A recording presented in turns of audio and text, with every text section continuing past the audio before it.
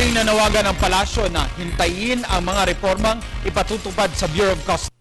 Ito'y matapos ihayag ni Senate Pro Tempore Ralph Recto na 30 hanggang 40 billion pesos kada taon ang nawawala sa gobyerno dahil sa smuggling ng diesel at gasoline. Ayon kay Presidential Spokesperson Edwin Lasiada, hindi magiging limitado sa isang produkto ang gagawing reforma sa BOC.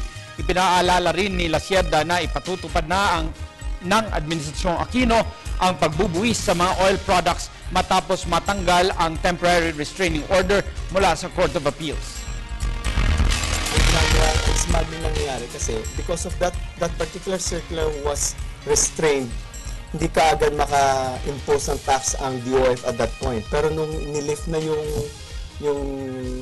TRO doon sa circular niya, we were allowed now, pagpasok pa lang doon sa atin, may tax na kaagad. So we're now effectively collecting the taxes on those oil, no?